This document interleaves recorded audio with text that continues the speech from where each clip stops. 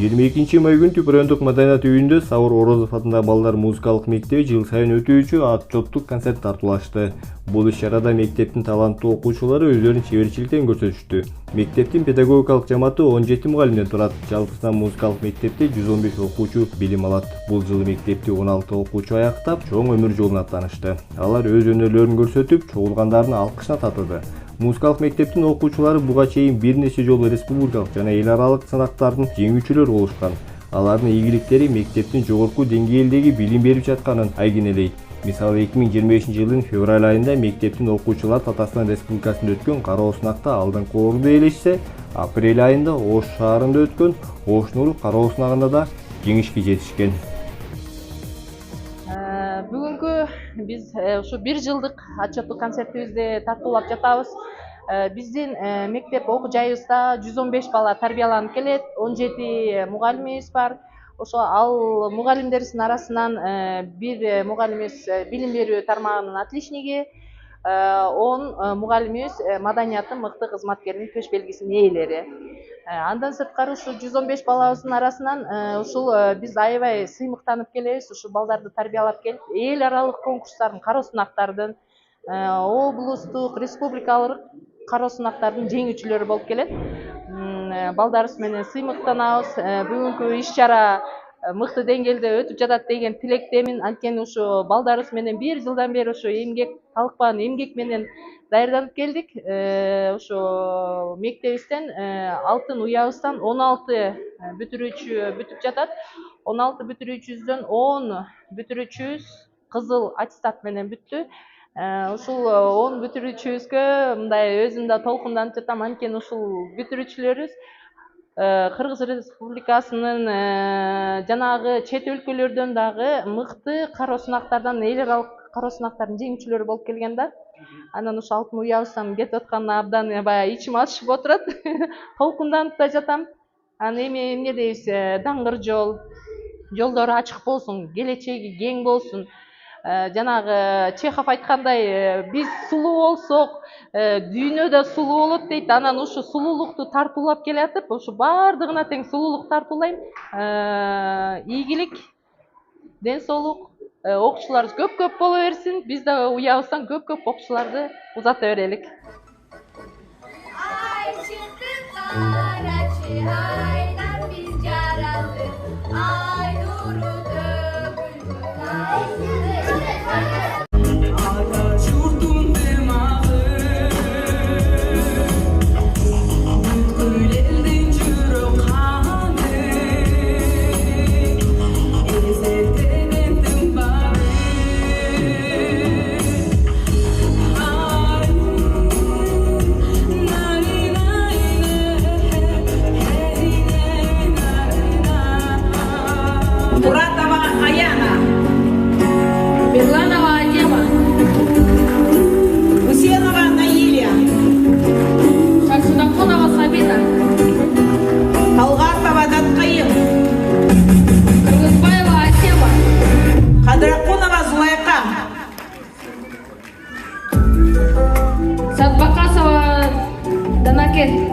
Кыргызбаева Адеми, Курматов Нурмухаммед, Жумашева Аруке, Алдашев Батырхан.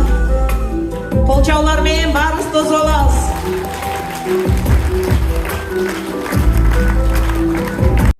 Мына бүгүн ушул биздеги биз сыймыктанып жүргөн, ар дайым сыймыктанып айтып келген Түп балдар музыкалык мектебинин отчеттук концерти жана биздин ушу бүтүрүүчүлөрүбүзгө дипломдорун колдоруна берип, жакшынакай кабыл тилек айткан турабыз. Эми деги эле ушул Түп балдар музыкалык мектеби жөнүндө айта турган болсок, акыркы ушул жылдары абдан жакшы өздөрүнүн жыйынтыктарын берип жатышат да. Мен билгенде мына Ташкент шаарына барып келдиңиздер. Ал жерден ушу гран-прини жеңип алып, андан кийин Ош шаарына бардыңыздар. Ошол жактан дагы жакшы ийгиликтерге жетишип, мага ушу Гүлзат эжеке салып турат. Биз мында жетишик деп куттуктап турабыз. Бул эми бардыгыңыздардын бул коллективден биргелешип, ынтымакта иштеп жаткандын жыйынтыгы. ар дайым айтып жүрөбүз, ынтымак бар жерде ырыс бар. Ушул жерде ушул Түп балдар музыкалык мектебинин коллективинин ынтымактыгы, ошол жердеги окуучулардын аракетчилдиги, окуучулардын алдына кое билген максатына жетейин деген ак ниеттүүлүгү жана эң негизгиси ушул жерде отурган биздин ата-энелердин ушу жардамы. Ата-энелер, сиздерге рахмат. Мына балдарды ошо кол чаппаңыздар ата-энелерге. Ата-энелер ошо балдарын колдоп кубаттап, жүр балам, жүр кызым, жүр уулум, ушул жака баргын. Ошол музыканын бир комуз болобу, гитара болобу, же болбосо ошол урдоо боюнчабы ошо балдарынын ошо кичинесинде бир таланты бар экенин сезип, ошо Түп балдар музыкасы мектебине берип, анан ушул жерде кошумча илим билимдердин бергендиги да. Эмне үчүн илим билим деп атабыз? Себеби кошумча билим алган, ошо музыка болобу, деги эле өзү ыр дүйнөсүндө жүргөн адамдардын ниети ак болот да. Алардын жүрөгү таза болот келечектечи. Ушул бүгүн музыкалык мектептен таалим тарбия алып чыккан биздин уландарыбыз, кыздарыбыз, булар келечеги абдан жакшы болот деп мен ойлойм. Себеби музыка менен кошо жүрүү, музыканын жан дүйнөсү менен сезе билүү, бул деген ошол жердеги булардын ар биринин жүрөктөрүнө таасирин тийгизет. Себеби биз билебиз акын жазуучуларды кандай адамдар экенин, алар биздин Кыргызстаныбызды кандай бийиктикке алып чыгып жүргөнүн, эмне деген чыгармалар жазганын, эмне деген чыгармаларды биз окуп тарбия алганыбыз. Бул сөзсүз түрдө. Ошондуктан урматтуу ата-энелер, дагы бир жолу силерге чоң рахмат. Ушу балдарыңыздар ушул Түп балдар музыкалык мектебин бүтүп, андан кийин жакшыракай өзү орто мектебин бүтүп, келечекте ушул сиздер ойлогон, сиздер эңсеп жүргөн, сиздер өздөрү максат коюп жүргөн кесиптин ээлери болуп, сиздер сүйүнсүн. Аяна.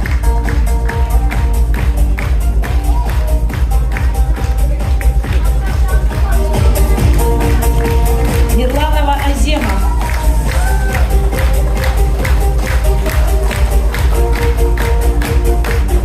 Усенова Наиля.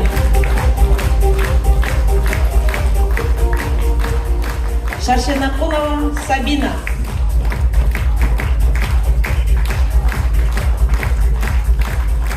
Талгартова Даткаим.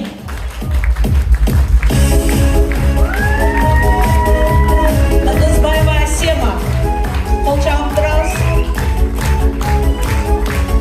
Кадыракулова Зулайха.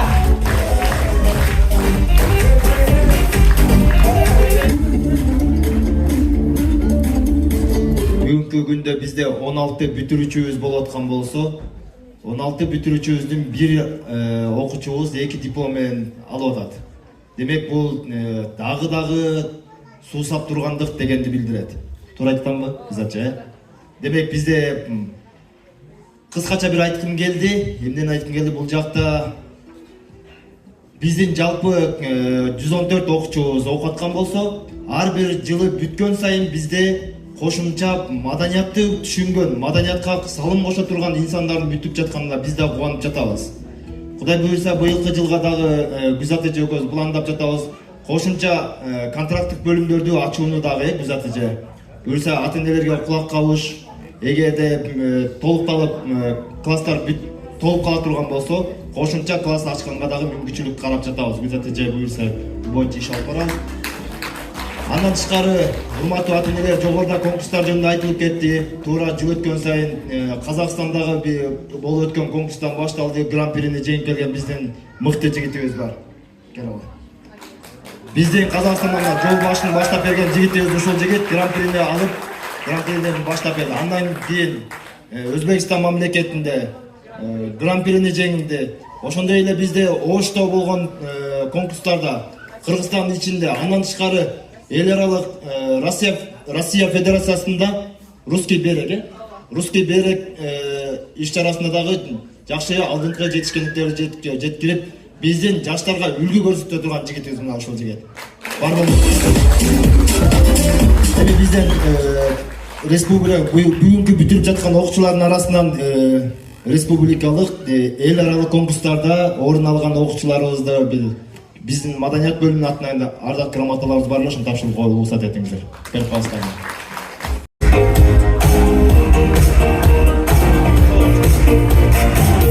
Утегенова Арай.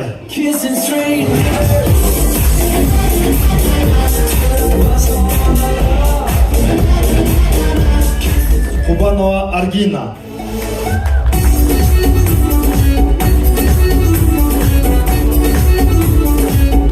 Ашерахунова Сабина.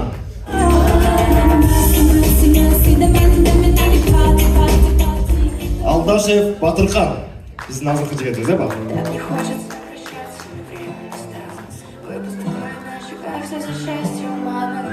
Туратова Аяна.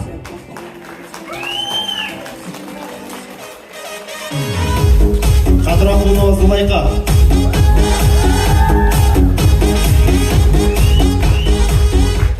Урматов Нурмухаммед.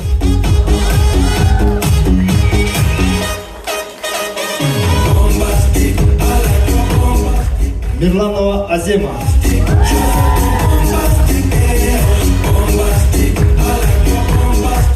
Садыбакасова Данаке.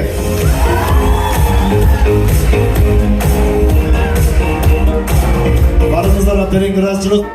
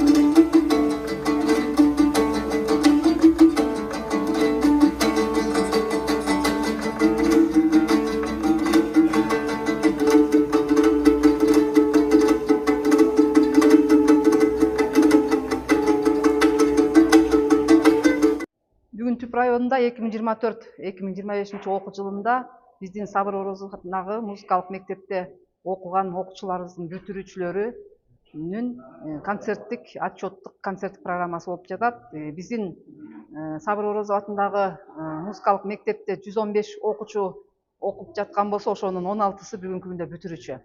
Бүгүн отчеттук концертте биздин музыкалык мектептин жамаатынын 24-25деги ийгиликтери жана биздин окуучуларыбыздын жетишкен ийгиликтери көрсөтүлүп, ата энелер менен бирдикте биз баардыгыбыз күбө болуп отурабыз. Биз эмне дейбиз? Кыргызстаныбыз өнүгүп атат, өсүп атат. Ошонун ичинде областыбыз, ошонун ичинде районубуз, ошонун ичинде түп шаары да оңолуп атат. Ошонун ичинде биздин музыкалык мектебибиздин жамааты, окуучулары да өзү ар тараптан өнүгүп, өзүнүн чыгармачылыгын республикалык, эл аралык деңгээлдеги иш-чараларда жеңүүчүлөрдөн болуп келип атышат. Мына биз ошого бүгүн күбө болуп атабыз. Биздин бүтүрүүчүлөрүбүзгө ийгилик, ак жол каалайбыз.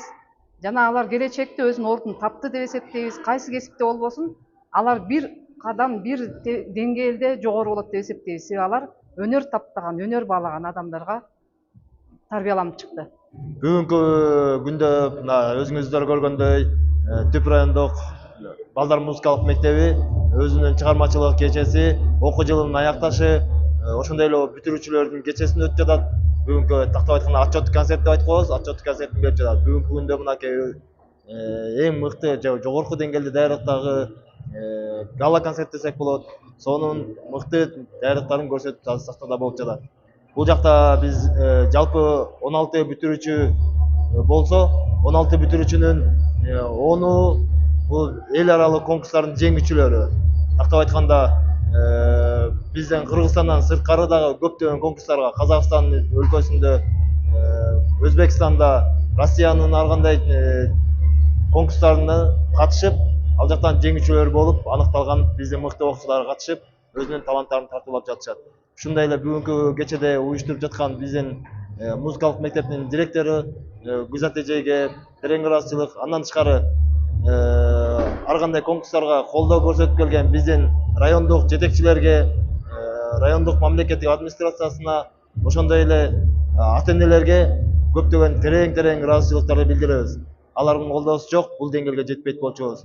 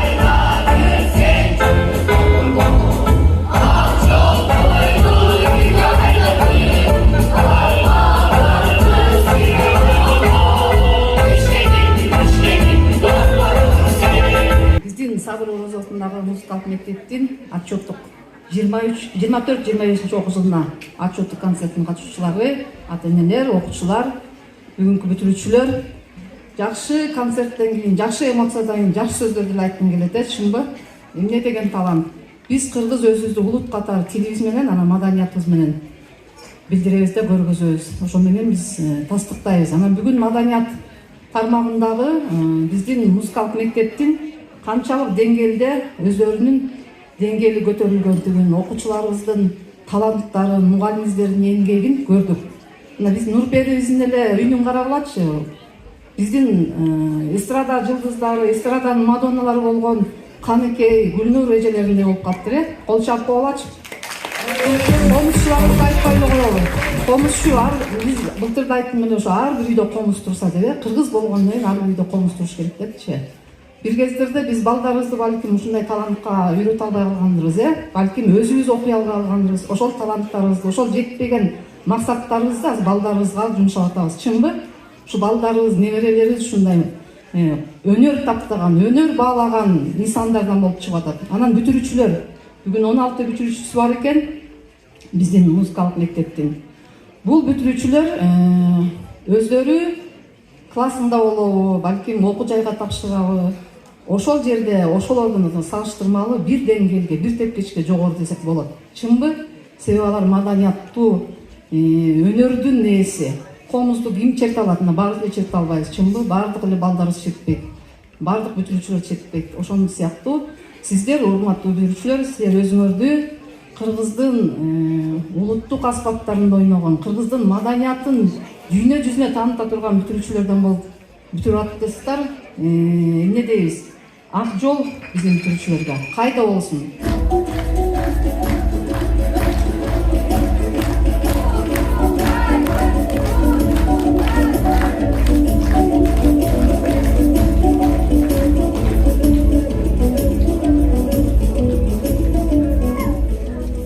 Ушундай эле ардак грамота менен Маммедалиев Керим сыйланат.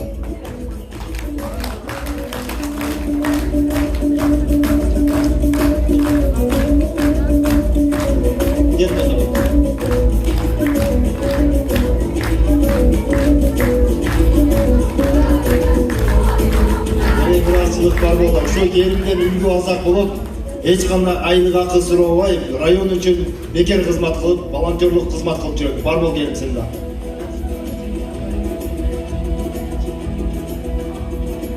Разчылык баракча. Жалпы музыкалык билим алууда 2024-2025 окуу жылында мектебибиздин маданий тармагына кошкон салымы үчүн Алмабеков Талант мырза сыйланат. Разчылык баракчасы менен Алмабеков Талант мырза.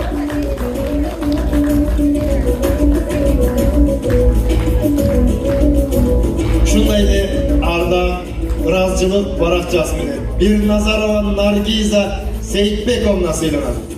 Наргиза эже барсызбы? Бар болуңуз. Терең разчылык билдиребиз.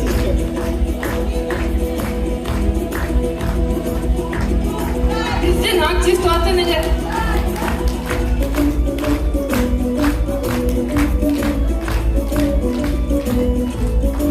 Ушундай эле ыраазчылык баракча менен Гребенникова Светлана Николаевна сыйланат.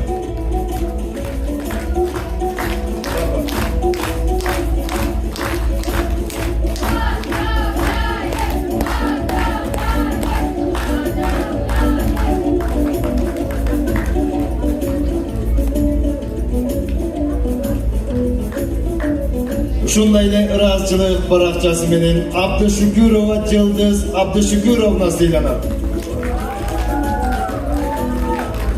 Кол чабуулар болсун, биздин активдүү ата-энелер, эң негизги колдоочуларыбыз.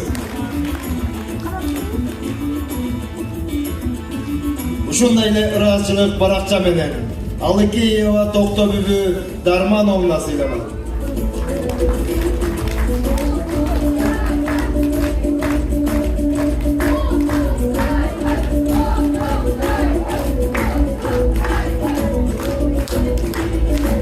Ушундай эле ыраазчылык баракчасы менен Курманов Медет Жолдошевич сыйланат. Барсыздар.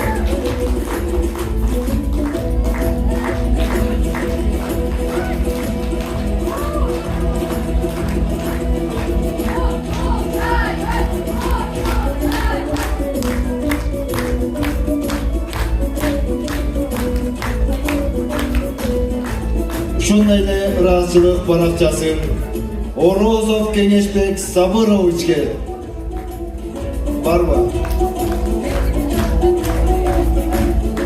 Кеңеш агай барсызбы?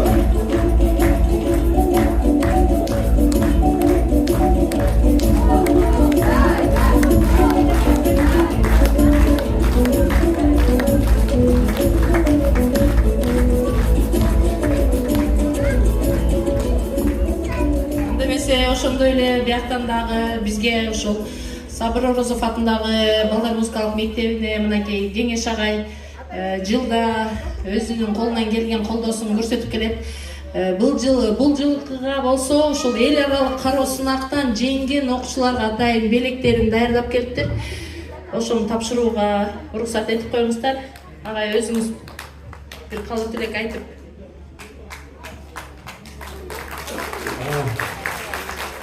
Саламатсыздарбы, урматтуу ата-энелер, келген коноктор, майраңыздар менен ошо биз балдарыбыз менен сыймык таанышыбыз керек. Мындай эл аралык конкурстарда, немелерде өздөрүнүн ийгиликтерин көрсөтүп, гран-при биринчи, экинчи орундарды алып келиптир. Ошо алган немелер сыйлыктары кут болсун, ден соолукта болсун, үй бүлөбүздүн болсун. Ошо анан ошо гран-прини алган немелери мугалимдер, эжелердин аркасы менен болуп атат. Ошо мугалимдерди ошо алган аракеттери менен ушул бизде бир неме бар эле, ошо мугалимдерге анан балдарга подарка тапшырып коюп деген ошо өзүбүздүн атыбыздан.